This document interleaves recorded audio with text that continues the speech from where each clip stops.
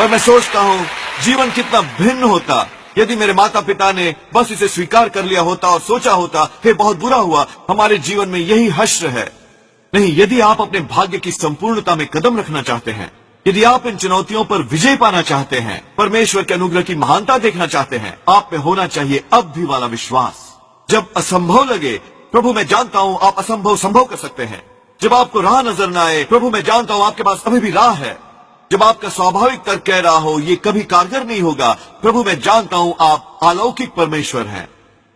ये महत्वपूर्ण है कि यीशु ने 4 दिन इंतजार किया लाजर के लिए प्रार्थना करने को। वो जानते थे वो बीमार है। असल में यीशु जानते थे कि वो मरने वाला है।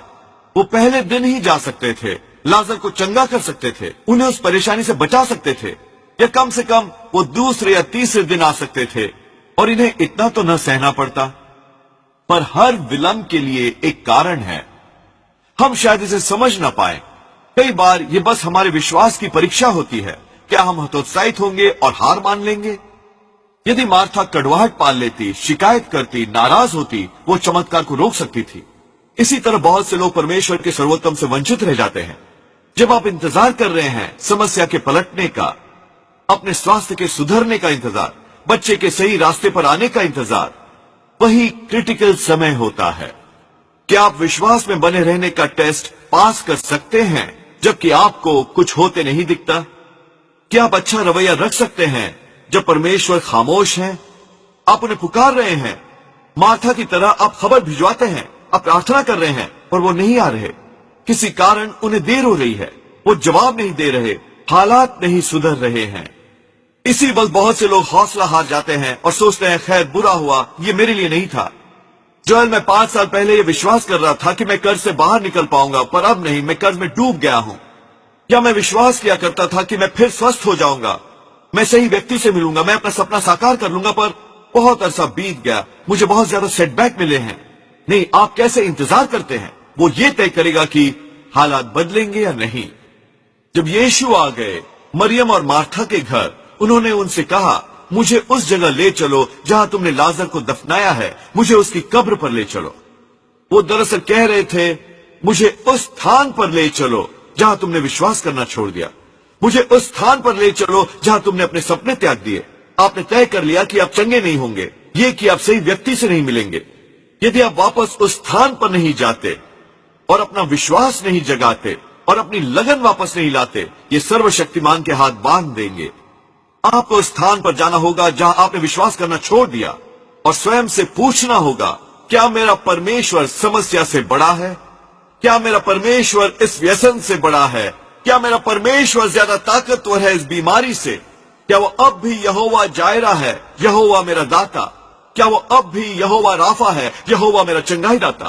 क्या वो अब भी अल शदाय है, परमेश्वर जो अधिक से भी ज्यादा है? जब आप खुद को याद दिलाते हैं कि आपका परमेश्वर कौन है, वो सर्वशक्तिमान है, सृष्टि के रचयिता है, आपके अंदर कुछ जागृत हो जाता है। पुराने नियम में एक स्वर्गदूत ने परमेश्वर के 180,000 शत्रुओं को नष्ट कर दिया था। वो सर्वशक्तिमान है, वो किसी भी परिस्थिति को पलट सकते हैं। उन्होंने आपको अपने हाथ की हथेली पर रखा है। वो जानते हैं कि आपको आपके भाग्य तक कैसे ले जाना है।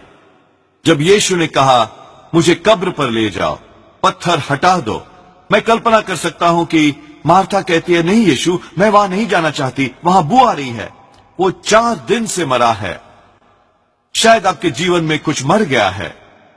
आप एक तलाक से गुजरे हैं, एक बैंकरप्सी से, किसी ने धोखा दिया। अब लाजर की तरह वहां बू आ रही है, ये कबाड़ा है। पर जब तक आप अपने बदबूदार मामले से निपट नहीं लेते, शायद आपको अपने चमत्कार नहीं मिलते। हम बहाने बनाते हैं, जोएल उन्होंने मुझे ठेस पहुंचाई, वो रिश्ते से बाहर चला गया, ये मेरी गलती नहीं थी, इसलिए मैं कड़वाहट से भरा हूं। नहीं, आपको अपनी भूमिका निभानी होगी और कड़वाहट छोड़ देनी होगी। आपको लोगों को माफ करना होगा जिन्होंने आपसे गलत किया, उस बदबूदार मामले से निपटना होगा। या शायद मेरी बिजनेस नहीं चली, मैं बैंकरप्सी से गुजरा, मैंने कोशिश की, पर मैं एक फेलियर हूं। नहीं, फेलियर एक घटना है, ये वो नहीं जो आप हैं। खुद पर वो लेबल न लगाइए, आप परम प्रधान परमेश्वर की संतान हैं। यदि एक सपना मरता है, आपको एक और सपना देखना होगा। एक युवक से मैं कुछ साल पहले मिला था, उसने अपनी वकालत की डिग्री के लिए स्टेट लॉ लिया था और दूसरी बार वो फेल हो गया। ये 1 साल से ज्यादा हो गया था और वो लीगल असिस्टेंट के रूप में काम कर रहा था। आप बता सकते थे कि वो संतुष्ट नहीं है। मैंने उससे पूछा कब वो स्टेट बार दोबारा लेने वाला था। वो एक तरह से हंसा और कहा, जोएल वो बात खत्म हो गई, मैं पहले ही 2 बार फेल हो गया हूं, वो ऐसा नहीं होना था। मैंने उससे वो कहा जो आपसे कह रहा हूं, यदि परमेश्वर उस सपने को पुनर्जीवित करने वाले हैं, यदि आप अपने भाग्य की संपूर्णता में कदम रखने वाले हैं, आपको पत्थर लुढ़काना होगा। वो 2 फेलियर शायद बू मारते हों, शायद ये अच्छा न लगता हो, पर वो आपकी कहानी का अंत नहीं है। परमेश्वर ने आप में वो सपना इसलिए नहीं डाला कि वो निष्क्रिय रहे। उन्होंने आपको ये प्रतिज्ञा इसलिए नहीं दी कि वो आपको चिढ़ाए और आधे रास्ते में छोड़ दे।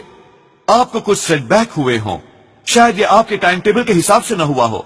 स्वर्ग शायद खामोश हो जब आपने प्रार्थना की हो, पर उसे इस संकेत के रूप में न लें कि परमेश्वर वहां नहीं है। वो ध्यान से आपको देख रहे हैं। ये एक टेस्ट है। आप क्या करने वाले हैं? वहीं सेटल हो जाएंगे जहां आप हैं? क्रोधित होंगे, ये मेरे नसीब में नहीं था? नहीं, आपको अपनी भूमिका अदा करनी होगी। पत्थर को लुढ़का दें, उस बदबूदार मामले से निपटें और अपना जुनून वापस लाएं। प्रभु, मैं 2 बार इस टेस्ट में फेल हो गया। सभी हालात मेरे विरुद्ध हैं, पर मैं जानता हूं अब भी आप मेरी मदद कर सकते हैं इसे पास करने में। अब भी आप हालात बदल रहे हैं मेरे पक्ष में। करीब 3 या 4 माह पहले मैंने इस युवक को लॉबी में देखा। उसके मुंह पर खिली मुस्कान थी। उसने हाई फाइव के लिए अपना हाथ उठाया और कहा, जोएल मैंने कर दिखाया। 3री बार तो आसान था, मैंने टेस्ट पास कर लिया, मुझे वकालत की डिग्री मिल गई। दोस्तों, परमेश्वर जानते हैं कि कैसे एक मृत सपने को पुनर्जीवित करना है। आप खुद को वर्गलाएं नहीं। हम बहाने बनाते हैं। यीशु वो 4 दिन से मरा हुआ है। उन्होंने पहले ही से उसे मम्मी की तरह लपेट दिया है। या मैंने 2 बार टेस्ट दिया और फेल हो गया, दोबारा देने का कोई फायदा नहीं। या वेनेसा की तरह ये मेरे डीएनए में है, मैं कभी ठीक नहीं होऊंगी। नहीं, बहानों से छुटकारा पाइए। हम अलौकिक परमेश्वर की सेवा करते हैं। शायद इसमें समय लग रहा हो, हालात आपके विरुद्ध हों, टेस्ट पास करते रहिए, सही बात करते रहिए। यदि आप वो करेंगे जो आप कर सकते हैं, परमेश्वर वो कर देंगे जो आप नहीं कर सकते। दिलचस्प यह है कि अतीत में उन दिनों वो सदूकी, वो लोग थे जो यीशु के विरुद्ध थे। वो हमेशा उन पर संदेह किया करते थे। वो विश्वास करते थे कि आत्मा शरीर को छोड़ जाती है 3रे दिन के बाद जब कोई व्यक्ति मर गया हो। ये इत्तेफाक नहीं है कि यीशु ने 4थे दिन तक इंतजार किया प्रकट होने के लिए। वो इस बात को सुनिश्चित कर लेना चाहते थे कि जब वो लाजर को मुर्दों में से जिलाएं तो इसके विषय में कोई शंका न रहे। अब कई बार परमेश्वर आपके जीवन में विलंब करते हैं जानबूझकर, न केवल इसलिए कि आप जान सके कि ये उनका अनुग्रह है, पर ताकि तुम्हारे सब आलोचक, दोस्त, रिश्तेदार, सहकर्मी वो इससे इनकार नहीं कर पाएंगे कि परमेश्वर ने आपके जीवन में ये महान कार्य किया है। मरियम और मार्था पहले अपसेट थी कि यीशु वहां समय पर नहीं पहुंचे उनके भाई को चंगा करने के लिए। उनकी प्रार्थनाएं उस रूप में नहीं सुनी गई जैसा वो चाहती थी, पर पूरा समय परमेश्वर जानते थे कि वो क्या कर रहे हैं। वो एक चंगाई की योजना नहीं बना रहे थे, उनके मन में कुछ बेहतर था, एक पुनरुत्थान। यदि ये आपकी मर्जी अनुसार नहीं हुआ आपके टाइम टेबल पर, तो परेशान न हो। इसका यह मतलब नहीं कि परमेश्वर ने आपका साथ छोड़ दिया। ये इससे विपरीत है। इसका मतलब है परमेश्वर योजना बना रहे हैं इससे भी बेहतर चीज की। जब मेरे पिता प्रभु के पास चले गए, उसके कुछ साल बाद चर्च सचमुच बढ़ रहा था और हमें एक बड़े ऑडिटोरियम की जरूरत थी। मेरे पिता ने बताया था कि कैसे वो कभी चर्च को वहां से नहीं हटाएंगे। मैं नया था, एक नौजवान पास्टर, मैं कार्यभार संभालने ही वाला था और मैंने एक 100 एकड़ जमीन पर प्लॉट देखा, उस दूसरी लोकेशन से करीब 2 मील दूर, ठीक फ्रीवे पर। मैंने सोचा परफेक्ट है, मैं यहाँ नया गिरजा बनाऊंगा। उस प्रॉपर्टी के मालिक ने बताया कि कैसे वो जमीन 20 साल से बिक्री के लिए पड़ी थी और उसे उस प्रॉपर्टी के लिए एक भी ऑफर नहीं मिला था। मैं जान गया कि परमेश्वर ने वो प्रॉपर्टी हमारे लिए बचा रखी है। उसने कहा, आपको अब कॉन्ट्रैक्ट बनाने की भी जरूरत नहीं, बस अपनी प्रिलिमिनरी बातें कर लो, ड्राइंग और सोर्स स्टडीज, और फिर हम एक कॉन्ट्रैक्ट बना लेंगे। 4 महीने बाद हम उस प्रॉपर्टी को क्लोज करने गए। हमारी सुबह 8 बजे की मीटिंग थी। हम 7:45 बजे ही वहां पहुंच गए। हम बहुत ही उतावले थे। उसका सेक्रेटरी अंदर आया और कहा, आई एम सॉरी, कल रात उसने ये प्रॉपर्टी किसी और को बेच दी। मैं निराश हो गया। मैं जान गया कि वो शैतान था जो हमारी प्रॉपर्टी चुरा रहा था। कुछ महीने बाद हमें एक और बड़ी जमीन मिली। हमने सोचा ये और भी बेहतर है, पर क्या आप जानते हैं असल में क्या बात हुई? उन्होंने हमारी नाक के नीचे से उसे बेच दिया। मैंने सोचा, प्रभु ये क्या हो रहा है? अब जानते हैं हमें बड़ी बिल्डिंग की जरूरत है। उस एरिया में और बड़ी जमीन वाली प्रॉपर्टीज नहीं बची थी। मुझे हौसला गंवाने की परीक्षा आन पड़ी थी और विश्वास छोड़ देने की, और सोचना हमने कोशिश की और ये हमारे लिए नहीं होना था। करीब 6 महीने बाद मैं महसूस कर रहा था कि अंदर ही अंदर कुछ उबल रहा है। मैं जान गया कि मुझे अपना जुनून वापस लाना होगा। ये ऐसा था जैसे मैं उसी बदबूदार जगह वापस गया जहां मेरा सपना मर गया था। 2 बार इनकार मिला। मैंने कहा, प्रभु ये मेरे अनुसार नहीं हुआ, पर मैं जानता हूं आप अभी भी सिंहासन पर हैं। मुझे कोई उपलब्ध जमीन नहीं दिखती, पर मैं अब भी जानता हूं कि आपके पास हमारे लिए उचित जगह है।